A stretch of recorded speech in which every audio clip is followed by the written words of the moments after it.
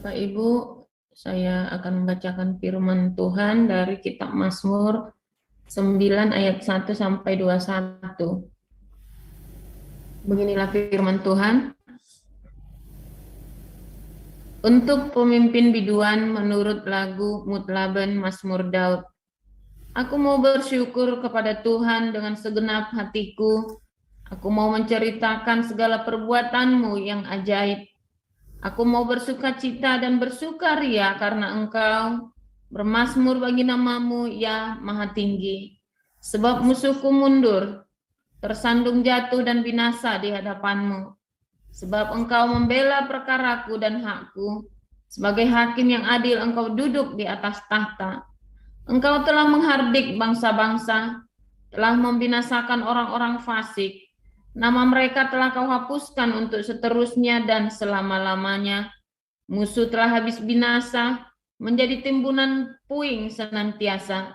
Kota-kota telah Kau runtuhkan, lenyaplah ingatan kepadanya. Tetapi Tuhan bersemayam untuk selama-lamanya, tahtanya didirikannya untuk menjalankan penghakiman. Dialah yang menghakimi dunia dengan keadilan dan mengadili bangsa-bangsa dengan kebenaran. Demikianlah Tuhan adalah tempat perlindungan bagi orang yang terinjak, tempat perlindungan pada waktu kesesakan.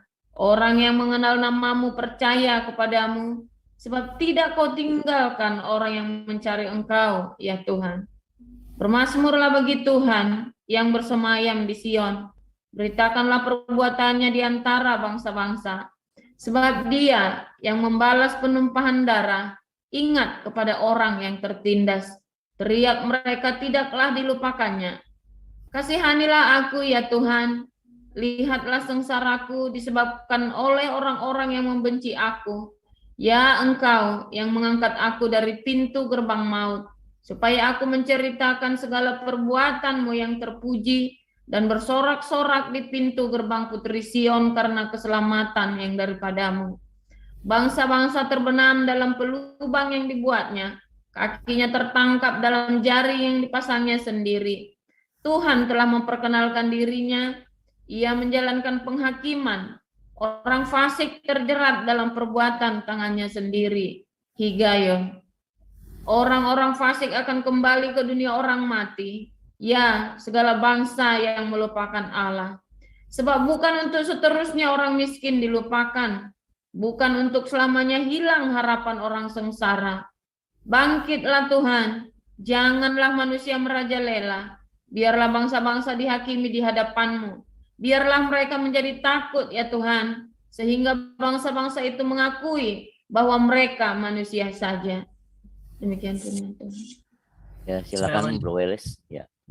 Mazmur 10 ayat 1 sampai 18. Mengapa Engkau berdiri jauh-jauh, ya Tuhan, dan menyembunyikan diri-Mu dalam waktu-waktu kesesakan? Karena congkak orang fasik giat memburu orang yang tertindas. Mereka terjebak dalam tipu daya yang mereka rancangkan. Karena orang fasik memuji-muji keinginan hatinya, dan orang yang loba mengutuki dan menista Tuhan. Kata orang fasik itu dengan batang hidungnya ke atas, Allah tidak akan menuntut, tidak ada Allah. Itulah seluruh pikirannya. Tindakan-tindakannya selalu berhasil. Hukum-hukum-Mu tinggi sekali jauh dari Dia. Ia menganggap remeh semua lawannya. Ia berkata dalam hatinya, aku tak akan goyang. Aku tidak akan ditimpa malapetaka turun-temurun. Mulutnya penuh dengan sumpah serapah, dengan tipu dan penindasan. Di lidahnya ada kelaliman dan kejahatan. Ia duduk menghadang di gubuk-gubuk. Di tempat yang tersembunyi, ia membunuh orang yang tak bersalah. Matanya mengintip orang yang lemah. Ia mengendap di tempat yang tersembunyi seperti singa di dalam semak-semak. Ia mengendap untuk menangkap orang yang tertindas. Ia menangkap orang yang tertindas itu dengan menariknya ke dalam jaringnya. Ia membungkuk dan meniarap, lalu orang-orang lemah jatuh ke dalam cakarnya yang kuat. Ia berkata dalam hatinya, Allah melupakannya. Ia menyembunyikan wajahnya dan tidak akan melihatnya untuk seterusnya. Bangkitlah Tuhan, ya Allah, ulurkanlah tangan-Mu. Janganlah lupakan orang-orang yang tertindas. Mengapa orang fasik menista Allah sambil berkata dalam hatinya, Engkau tidak menuntut, Engkau memang melihatnya, sebab engkaulah yang melihat kesusahan dan sakit hati, supaya engkau mengambilnya ke dalam tanganmu sendiri. Kepadamulah orang lemah menyerahkan diri. Untuk anak yatim engkau menjadi penolong. Patahkanlah lengan orang fasik dan orang jahat. Tuntutlah kefasikannya sampai engkau tidak menemuinya lagi. Tuhan adalah Raja untuk seterusnya dan selama-lamanya. Bangsa-bangsa lenyap dari tanahnya. Keinginan orang-orang yang tertindas telah kau dengarkan ya Tuhan. Engkau menguatkan hati mereka. Engkau memasang telingamu untuk memberi keadilan kepada anak yatim dan orang yang terinjak. Supaya tidak ada lagi seorang manusia di bumi yang berani menakut-nakuti. Amin. Silakan Bu Cinta. Baik, Pak Apen. Matius pasal 13 ayat 1 sampai 30. Pada hari itu, keluarlah Yesus dari rumah itu dan duduk di tepi danau. Maka datanglah orang banyak berbondong-bondong, lalu mengerumuni dia, sehingga ia naik ke perahu dan duduk di situ. Sedangkan orang banyak semuanya berdiri di pantai. Dan ia mengucapkan banyak hal dalam perumpamaan kepada mereka. Katanya, adalah seorang penabur keluar untuk menabur. Pada waktu ia menabur, sebagian benih itu jatuh di pinggir jalan. Lalu datanglah burung dan memakannya sampai habis. Sebagian jatuh di tanah yang berbatu-batu, yang tidak banyak tanahnya. Lalu benih itu pun segera tumbuh, karena tanahnya tipis, tetapi sesudah matahari terbit, lalu layulah ia dan menjadi kering karena tidak berakar. Sebagian lagi jatuh di tengah semak duri, lalu makin besarlah semak itu dan menghimpitnya sampai mati. Dan sebagian jatuh di tanah yang baik, lalu berbuah. Ada 10 kali lipat, ada 60 kali lipat, ada yang 30 kali lipat. Siapa bertelinga, hendaklah ia mendengar. Maka datanglah murid-muridnya dan bertanya kepadanya, mengapa engkau berkata-kata kepada mereka dalam perumpamaan? Jawab Yesus, kepadamu diberikan karunia untuk mengetahui rahasia kerajaan sorga, tetapi kepada mereka tidak. Karena siapa yang mempunyai, kepadanya akan diberi, sehingga ia berkelimpahan. Tetapi siapa yang tidak mempunyai, apapun juga yang ada padanya, akan diambil daripadanya. Itulah sebabnya aku berkata-kata dalam perumpamaan kepada mereka, karena sekalipun melihat, mereka tidak melihat. Sekalipun mendengar, mereka tidak mendengar dan tidak mengerti. Maka pada mereka genaplah nubuat Yesaya yang berbunyi, kamu akan mendengar dan mendengar, namun tidak mengerti. Kamu akan melihat dan melihat, namun tidak menanggap. Sebab hati bangsa ini telah menebal, dan telinganya berat mendengar, dan matanya melekat tertutup, supaya jangan mereka melihat dengan matanya, dan mendengar dengan telinganya, dan mengerti dengan hatinya, lalu berbalik sehingga aku menyembuhkan mereka. Tetapi berbahagialah matamu karena melihat, dan telingamu karena mendengar. Sebab aku berkata kepadamu, sesungguhnya banyak nabi dan orang benar ingin melihat apa yang kamu lihat, tetapi tidak melihatnya, dan ingin mendengar apa yang kamu dengar, tetapi tidak mendengarnya. Karena itu, dengarlah arti perumpamaan penabur itu. Kepada setiap orang yang mendengar firman tentang kerajaan sorga, tetapi tidak mengertinya, datanglah si jahat dan merampas yang ditaburkan dalam hati orang itu. Itulah benih yang ditaburkan di pinggir jalan. Benih yang ditaburkan di tanah yang berbatu-batu, ialah orang yang mendengar firman itu dan segera menerimanya dengan gembira. Tetapi ia tidak berakar dan tahan sebentar saja. Apabila datang penindasan atau penganiayaan karena firman itu, orang itu pun segera murtad. Yang ditaburkan di tengah semak duri, ialah orang mendengar firman itu, lalu kekhawatiran dunia ini dan tipu daya kekayaan menghimpit firman itu sehingga tidak berbuah. Yang ditaburkan di tanah yang baik ialah orang yang mendengarkan firman itu dan mengerti, dan karena itu ia berbuah. Ada 100 kali lipat, ada 60 kali lipat, ada yang 30 kali lipat. Yesus membentangkan suatu perumpamaan lain lagi kepada mereka, katanya, hal kerajaan sorga itu seumpama orang yang menaburkan benih yang baik di ladangnya. Tetapi pada waktu semua orang tidur, datanglah musuhnya menaburkan benih lalang di antara gandum itu, lalu pergi. Ketika gandum itu tumbuh dan mulai berbulir, nampak jugalah lalang itu. Maka datanglah hamba-hamba Tuan ladang itu kepadanya dan berkata, "Tuan, bukankah benih baik yang Tuan taburkan di ladang Tuan? Dari manakah lalang itu?" Jawab Tuan itu, "Seorang musuh yang melakukannya." Lalu berkatalah hamba-hamba itu kepadanya, "Jadi, maukah Tuan supaya kami pergi mencabut lalang itu?" Tetapi ia berkata, "Jangan, sebab mungkin gandum itu ikut tercabut pada waktu kamu mencabut lalang itu. Biarkanlah keduanya tumbuh bersama sampai waktu menuai. Pada waktu itu, aku akan berkata kepada para penuai, kumpulkanlah dahulu lalang itu dan ikatlah berkas untuk dibakar. Kemudian kumpulkanlah gandum itu ke dalam lumbungku." Yesus membentangkan suatu perumpamaan lain lagi kepada mereka. Katanya, hal kerajaan surga itu seumpama biji sesawi yang diambil dan ditabur orang di ladangnya. Memang biji itu yang paling kecil dari segala jenis benih.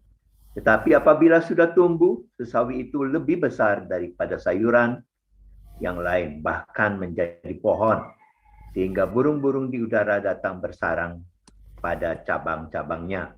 Dan ia menceritakan perumpamaan ini juga kepada mereka. Hal kerajaan surga itu seumpama ragi yang diambil seorang perempuan dan diadukkan ke dalam tepung terigu 3 sukat sampai khamir seluruhnya. Semuanya itu disampaikan Yesus kepada orang banyak dalam perumpamaan, dan tanpa perumpamaan suatu pun tidak disampaikannya kepada mereka, supaya genaplah firman yang disampaikan oleh Nabi, "Aku mau membuka mulutku mengatakan perumpamaan. Aku mau mengucapkan hal yang tersembunyi sejak dunia dijadikan." Maka Yesus pun meninggalkan orang banyak itu lalu pulang.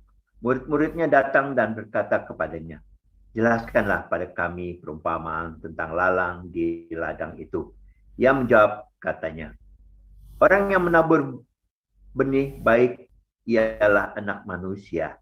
Ladang ialah dunia. Benih yang baik itu anak-anak kerajaan, dan lalang anak-anak si jahat. Musuh yang menabur benih lalang ialah iblis. Waktu menuai ialah akhir zaman, dan para penuai itu malaikat. Maka seperti lalang itu dikumpulkan dan dibakar dalam api, demikian juga pada akhir zaman. Anak manusia akan menyuruh malaikat-malaikatnya, dan mereka akan mengumpulkan segala sesuatu yang menyesatkan dan semua orang yang melakukan kejahatan dari dalam kerajaannya. Semuanya akan dicampakkan ke dalam dapur api. Di sanalah akan terdapat rantapan dan kertakan gigi. Pada waktu itulah orang-orang benar akan bercahaya seperti matahari dalam kerajaan Bapa mereka. Siapa bertelinga, hendaklah ia mendengar. Kerajaan surga itu seumpama harta yang terpendam di ladang, yang ditemukan orang, lalu dipendamkannya lagi. Oleh sebab sukacitanya, pergilah ia menjual seluruh miliknya, lalu membeli ladang itu. Demikian pula hal kerajaan surga itu seumpama seorang pedagang yang mencari mutiara yang indah. Setelah diketemukannya mutiara yang sangat berharga, ia pun pergi menjual seluruh miliknya lalu membeli mutiara itu. Demikian pula kerajaan surga itu seumpama pukat yang dilabuhkan di laut, lalu mengumpulkan berbagai-bagai jenis ikan. Setelah penuh, pukat itu pun diseret orang ke pantai. Lalu dulu mereka mengumpulkan ikan yang baik ke dalam pasu, dan ikan yang tidak baik mereka buang. Demikianlah juga pada akhir zaman. Malaikat-malaikat akan datang memisahkan orang jahat dari orang benar, lalu mencampakkan orang jahat ke dalam dapur api. Di sanalah akan terdapat ratapan dan kertakan gigi. Mengertikah kamu semuanya itu? Mereka menjawab, "Ya, kami mengerti."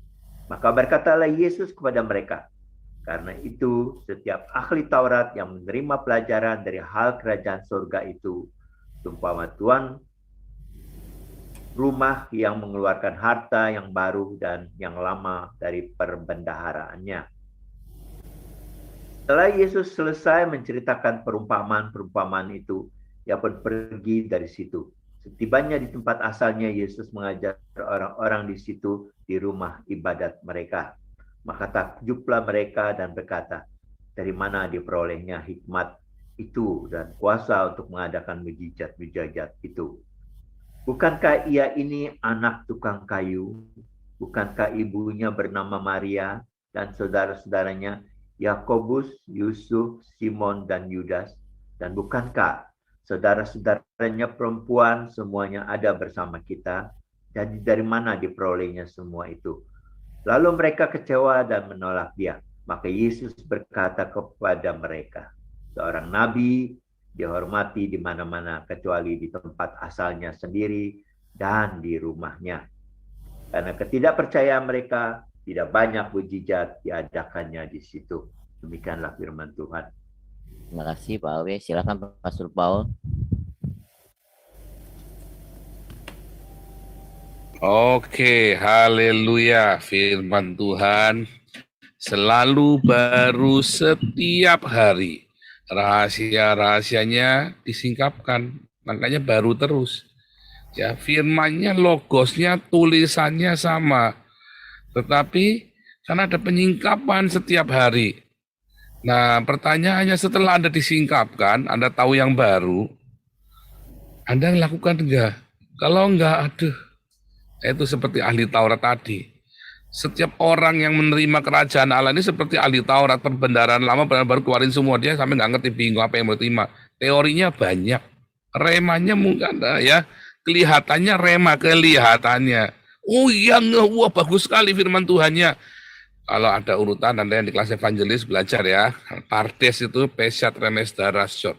Anda baru sampai daras, baru paham, tapi belum sampai shot, belum sampai gitu loh. Sampai Anda melakukannya belum, Anda baru paham sampai daras. Setiap hari Anda ikut di dalam embun pagi ini belajar firman Tuhan sama-sama, Anda daras. Anda tak ajarin pesyatnya, ini loh tesnya, ini loh remesnya, cara bacanya yang benar. Ya, ini loh darasnya. Saya ini memberikan Anda daras dari shotnya saya. Anda harus menemukan shot sendiri. Ya, Anda harus menemukan shot sendiri, ya. Nggak bisa dari saya, nggak bisa, ya. Shot itu harus Anda sendiri. Dari mana Anda daras, lalu Anda langsung diakonia, marturia. Tiap hari, nanti Anda tahu darasnya itu, Anda jadi ngerti harus diapain. Nggak ada cara lain, ya. Hari ini kita belajar higayon. Tadi Anda menemukan kata higayon dan sela, ya, dua kata ini ya, higayon dan sela. Ya, kata higayon dan sela adalah sebuah meditasi. Sama kemarin kita belajar ya, di hari pertama kita belajar Mazmur, hari kedua ya, dengarkanlah, sendingkanlah telingamu kepada jeritanku, ya. Consider my meditation. Ya, pertimbangkanlah semua meditasiku Tuhan. Dan Tuhan ajari Anda untuk bermeditasi. Orang karismatik kalau berkata meditasi itu langsung wah kejang-kejang ya. Wah enggak boleh. Oh, yoga boleh enggak boleh, tapi yoga itu bukan meditasi yang dimaksud di dalam Mazmur itu, bukan. Yoga itu mengosongkan pikiranmu sampai kosong melompong, Saudara. Anda akan mendapatkan keheningan palsu.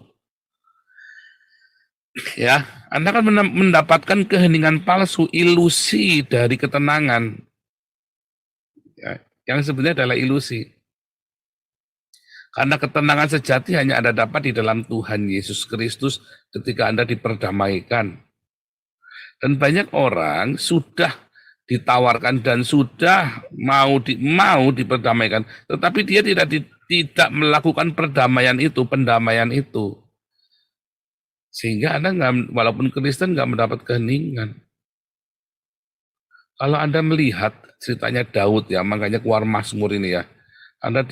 Daud itu sering mendapat masalah. Ini orang petakilan Daud ini ya. Petakilan itu apa? Banyak tingkah kayak saya ini loh. Ya polanya banyak. Sehingga masalahnya selalu ada terus kan? Mertuanya masalah. Pertama sama keluarganya dia masalah, ya kan? Sama kakaknya dia masalah. Ya kan? Nah, sama kakaknya masalah, dibilang anak nakal. Kenapa berontak ini anak nggak mau diatur? Dia punya aturan sendiri. Nyentrik. Si Daud ini orang nyentrik ya. Dia punya aturan sendiri. Kenapa? Dia biasa hidup sendirian di padang gurun, di padang belantara, di padang rumput. Dia sendirian sama domba. Dia ngomong tiap hari sama domba-domba.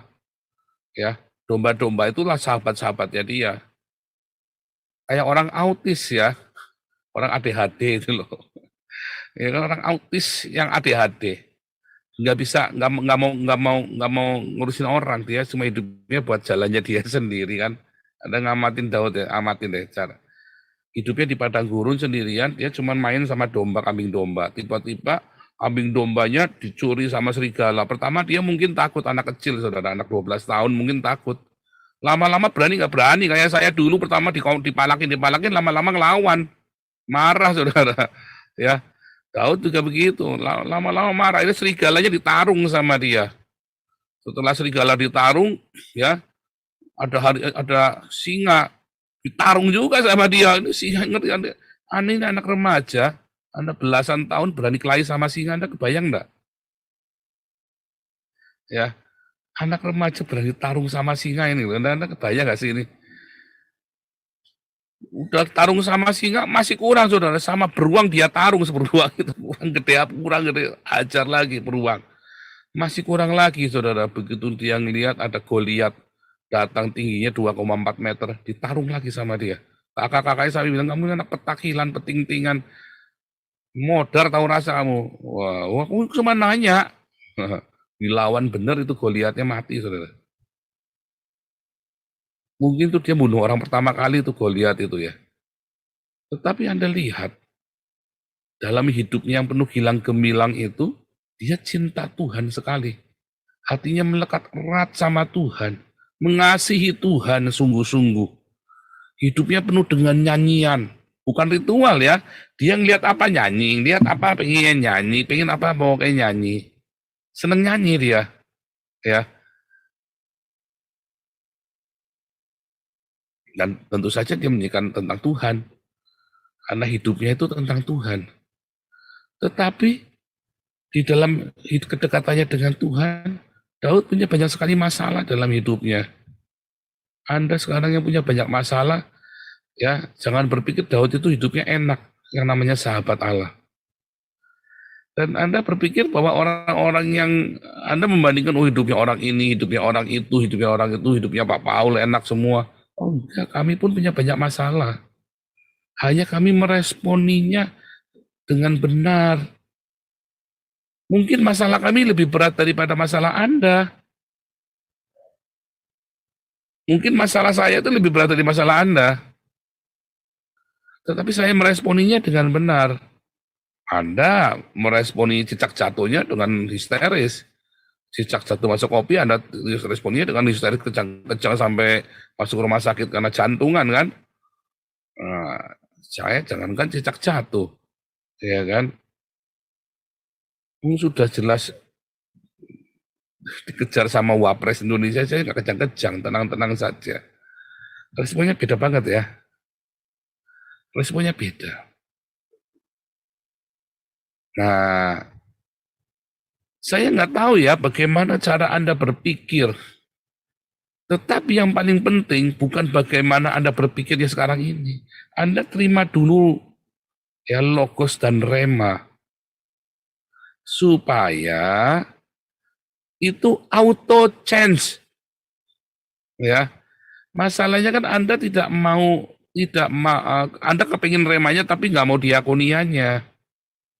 Pak, saya miskin sekali, Pak, saking miskinnya saya nggak bisa nggak mungkin, saudara. Sakere-kerenya saya dulu, saya dikasih ayam, dikasih loh. Maaf ya, ini maaf saya kasih tahu saudara rahasia dikasih ayam. Mungkin waktu itu yang ngasih ayam, dia baru pergi makan di restoran. Makan, tuh sisa ayamnya. Tuh eman-eman ya, dikasihkan Paul saja deh. Bisa nggak? Bisa. Saya nggak tahu, mungkin itu ayam bekas juga, bekas mereka makan. Kebetulan masih kerabat sama saya, mampir ke Salatiga, dikasihkan ke saya, bukan sengaja beli buat saya, bukan. Itu saja saya bagi dua sama teman saya namanya Mingsen, orang Tegal juga. Sudah meninggal orangnya ya. Oh, sampai hari matinya, sampai itu masih ingat ya. Saya ngasih ayam sama dia parawan ya. Sakere-kerenya saya saja tetap bisa berdiakonia, saudara. Berbagi. Nah, saya heran kalau Anda bilang tidak bisa berbagi dengan sejuta macam alasan. Ya karepmu, Anda cuma mau logos, Anda mau cuman sampai ke daras. Oke, senang. Oke, aku mengerti sekarang Pak Paul. Gitu ya kan. Wah. Tetapi Anda sebenarnya nggak remah. Anda cuma ngerti, oh ternyata ayat ini maksudnya begini, cuma mantuk-mantuk doang. Good. Memang Pastor Paul ini Nabi ke-26. Ya terus buat apa? Anda harus diakonia untuk memicu ya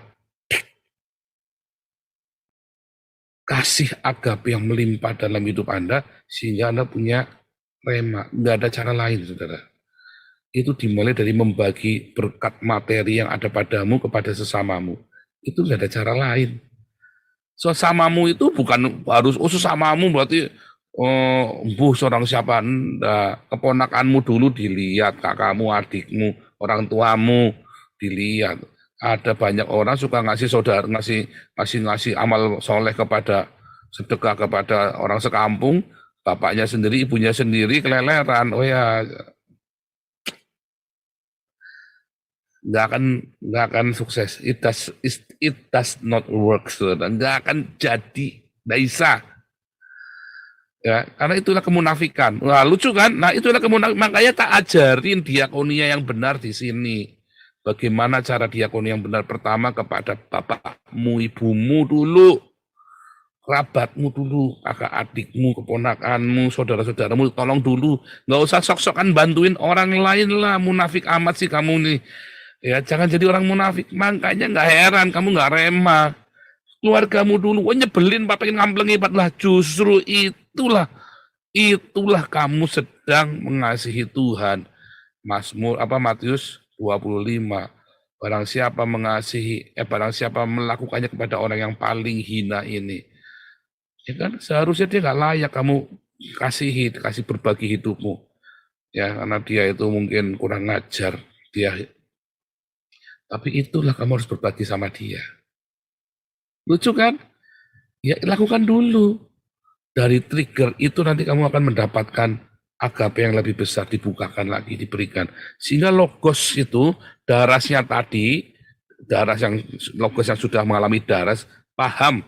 Anda ditambah dengan agape, dengan cinta, dengan diakonia, sedekah, ya dengan memberikan berbagi pertama kepada orang tuamu, kepada saudara-saudaramu, kemudian kepada banyak orang yang lain. Dari situ kamu akan dibuka rema demi rema. Makanya kamu akan dirubah nanti hidupnya.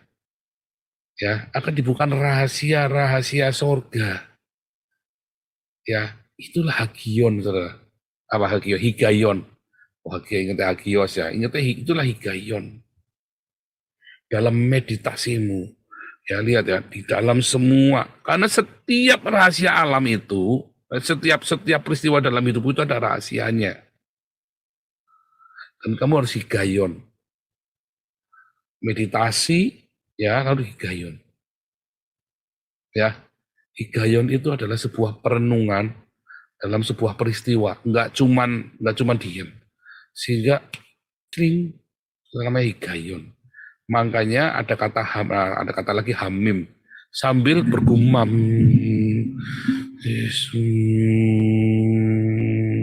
Orang Yahudi kan suka begitu kan? Orang Yahudi kan suka kalau ini kan sambil jeduk-jeduk kepala di tembok ratapan itu kan. Itu cara orang Yahudi memang begitu, saudara. Nah, kalau Anda mau melakukan seperti itu, higayon tadi ya, Anda meditasi atas setiap peristiwa dalam hidupmu. Itu ada rahasianya. Tetapi kamu tidak akan tahu rahasia, tidak akan dibuka, tidak akan disingkapkan tanpa kamu punya rema. Bisa. Tidak bisa. Saudara, ketika saya bertanya sejuta pertanyaan membuat saya goyah, saudara. Hampir saya pindah jadi Islam. Kenapa saya mau jadi Islam? Karena banyak pertanyaan saya, dan saya marah sama Tuhan, saya marah dengan pendeta-pendeta. Cuma apa semua yang saya nggak ngerti, semua penuh dengan kemunafikan, tetapi hari saya berjumpa dengan Tuhan Yesus. Ya, disitulah higayon. Saya mengalami higayon. Semua peristiwa-peristiwa yang saya alami, yang saya bikin tanda tanya besar, sejuta tanda tanya. Tiba-tiba saya ingat, itulah higayon. Ya, satu meditasi. Ya, di dalam sebuah lagu itu ada meditasi. Jangan cuma nyanyi, kamu ngerti nggak yang kamu nyanyi itu apa? Dan jiwamu ikut menyanyikannya. Jiwamu itu ikut memahaminya di dalam perenungan itu. Di dalam peristiwa hidupmu, nggak lewat begitu saja. Makanya balik lagi. Lagunya, ajar kami Tuhan menghitung hari-hari, agar kami beroleh hati bijaksana. Kalau Anda terlalu sibuk dengan semua ritual dan simbol-simbol, nggak akan ketemu higayonnya. Meditasimu itu nanti meleset. Ya, makanya banyak orang, kelenteng itu seringkali lebih sakti. Anda tanya ke kelenteng, orang kelenteng bisa jawab daripada Anda pergi ke gereja. Itu kenyataan. Saya datang banyak pendeta waktu itu. Saya tanya, nggak ada yang bisa jawab. Saya pergi ke kelenteng, dia bisa jawab. Walaupun samar-samar. Dia cerita 500 tahun yang lalu dia kuamnya itu ya. Kamu tahu, ini ada jenderal ini, kamu dari marga Jang. Ada jenderal namanya, saya lupa namanya ditunjukkan. Ya, itu 500 tahun yang lalu dia punya hutang, begini-begini, beliau cerita. Jadi kita pergi ngocok itu ya pakai jamsi itu ya. Wah. Dan yang dia ngomong separuh betul. Yang separuhnya samar. Ya kan? Tetapi waktu saya ketemu Tuhan Yesus, semua itu tidak ada yang gelap. Terang benderang. Tetapi saya lucu, kenapa pergi ke gereja Anda nggak bisa dapat terang benderang seperti itu? Karena pendetanya pun nggak ngerti hidupnya dia. Kenapa nggak ngerti dia? Lawang dia tidak mengalami Tuhan kok. Yang pendetanya saja tidak mengalami rema, dia jadi pendeta karena simbol lulus dari ujian simbol dan ritual. Beda kalau Anda datang sama pastor, gembala. Kalau Anda pergi kepada seorang gembala, bukan kepada seorang pendeta. Kalau seorang pendeta, dia karena lulus ujian ritual dan simbol yang diadakan oleh sinodenya. Tapi kalau Anda datang kepada seorang gembala, dia tahu, dia dengarkan, dia ngalami waktu Anda susah, iya, Anda cerita, iya anak saya sakit, saya tiap bulan bergumul, jempalitan ke sana kemari, harta saya habis, semua di hari tua saya ikut nungguin. Si gembala ini ikut nangis sama Anda. Dia tahu persis yang Anda rasakan. Ya, waktu Anda deg-degan cari uang buat berobat, dia tahu rasanya deg-degannya. Dia ikut tegang begitu waktu Anda cerita. Dia ikut merasakannya, dia kembali ke masanya dia dulu. Dia ikut tegang. Seorang gembala merasakan karena dia higayon. Dalam setiap proses hidupnya dia. Dalam meditasi dia ngerti, dia rasakan setiap ini ya, sel-selnya ikut bergetar. Dia tahu, saudara. Makanya di dalam Ibrani dikatakan, kita punya imam besar yang tahu, yang merasakan kelemahan-kelemahan kita. Setiap getaran-getaran ketakutanmu dia ngerti, Tuhan Yesus itu ngerti. Demikian juga dengan para gembala. Waktu Anda terlibat hutang yang luar biasa, waktu Anda terlibat di dalam perzinahan yang luar biasa, dan Anda menyesal sehingga merusak hidup keluarga Anda, mau pecah keluarga itu, mau bubar, dia tahu, saudara. Wah, dia ikut tegang, dia ikut hancur hatinya, dia ikut mendoakan di dalam hatinya. Anda ketemunya pendeta yang memanipulasi uang Anda, yang penting perpuluhan yang banyak. Karena dia sendiri nggak higayon, tidak memeditasikan hidupnya dia, mau ke jalan, Pokoknya duit. Oh, pokoknya segala macam cara, yang penting duit datang semua. Beda banget. Nah, saya undang Anda, saudara. Sekarang ini, ayo meditasi hidupmu. Masalahmu bukan untuk menyesali, bukan untuk meratapi, karena kita sudah didamaikan. Kalau Anda kemudian merenungi meditasi hidupmu di masa lalu, kemudian Anda meratapi, Anda menyesali, berarti Anda belum berdamai. Berarti justru Anda tanya, oh saya belum berdamai. Anda masih menangisi anakmu yang meninggal, Anda masih menangisi orang tuamu yang meninggal, Anda masih meratapi kebangkrutanmu, ya berarti Anda belum. Yang saya maksud meditasi dari semua proses kehidupanmu itu, supaya kamu bijaksana. Supaya berhikmat di dalam hikayat itu. Makanya sela, pause, diam, tenanglah. Ya, Tuhan Yesus ajari kita tiap hari sela. Tiap hari Tuhan Yesus, pagi-pagi dia minggir, sela, pause hidupnya. Stop. Jangan sampai tidak terkendali, lari melekat ya, melek mangkat sampai nggak terkendali. Oh jangan. Saya ngalami masa-masa itu, saudara. Udah nggak terkontrol lagi sampai hidupnya, pokoknya melek mangkat, udah nggak tahu mau apa, pokoknya melek mangkat. Wah, nabrak sana nabrak sini, udah karu-karuan, saudara. Pokoknya melek mangkat. Edan, saudara. Jangan. Pak, tapi udah nggak bisa, Pak. Udah kegulung semua, Pak. Stop. Sama saja hancurnya, percaya saya. Mendingan kamu berhenti dulu 1 hari. Puasa. Hikaion. Merenungkan rahasia alam semesta ini. Kemarin belajar ya. Hukum Tuhan itu hukum alam. Hukum alam itulah Torah, saudara. Ya. Kemarin belajar tentang Nuh ya, zaman es, zaman Nuh. Ya. Anda belajar itu. Terulang ya videonya ya. Hukum semesta inilah Torah. Itu semua ada aturannya.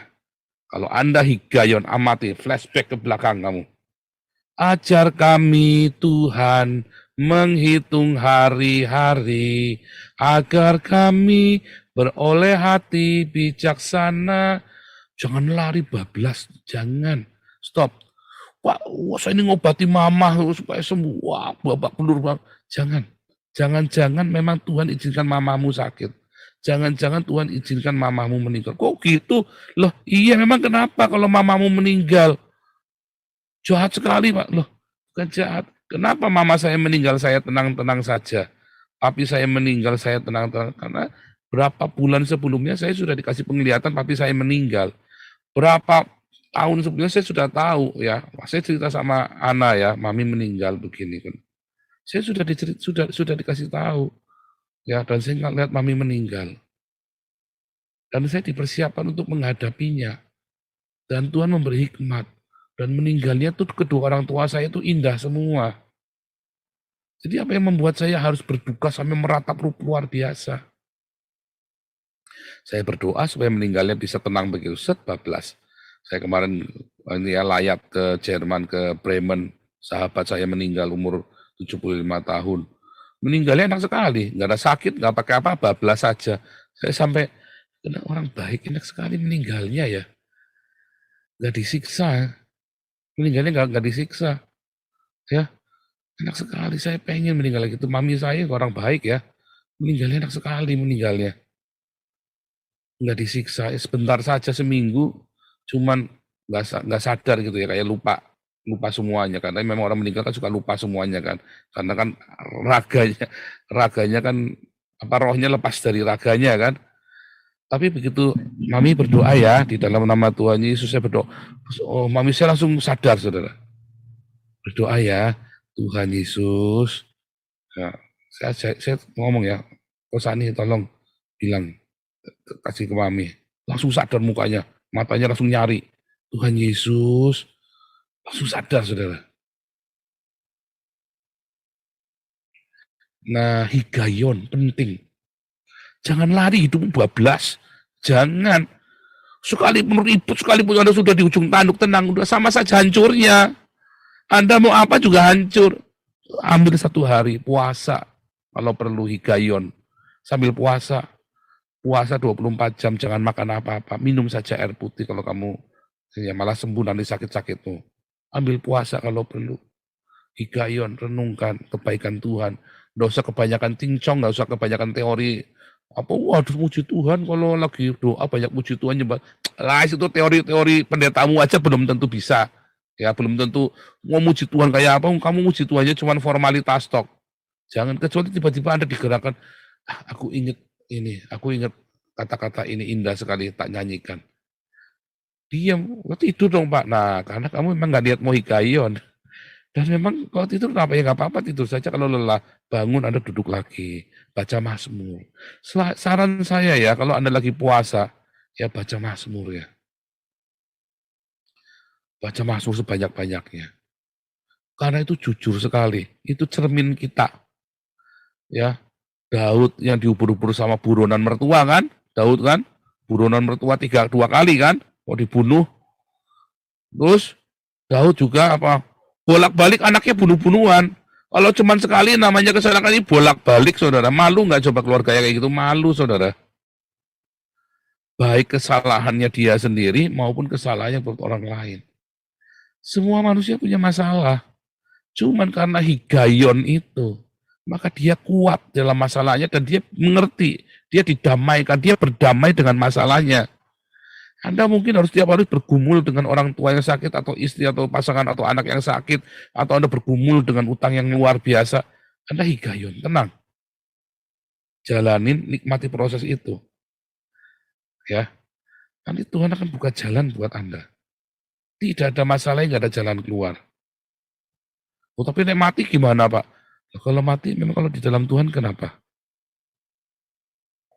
Kan pertanyaan, wah Pak jangan gitu dong Pak. Nah, karena Anda tidak higayon, makanya Anda nggak ngerti kalau kematian itu indah. Ya kan? Anda tidak bisa melepaskan kematian. Kalau bangkrut gimana? Ya nggak apa-apa, bangkrut mulai dari bawah lagi. Emang kenapa? Anda kan berdamai, enak hidup itu tenang. Mau Anda di atas, mau Anda di bawah, mau Anda di dalam kemelut, mau Anda di dalam padang rumput hijau maupun di lembah yang kelam, Anda tenang. Higayon. Dan Anda menjadi bijaksana. Setiap fase hidupmu membuat Anda jadi bijak. Sehingga Anda bisa menjadi, hidupmu bisa jadi berkat. Paling tidak Anda bisa mewariskan itu kepada anakmu. Warisan ilahi kan. Tuhan Yesus memberkati. Haleluya.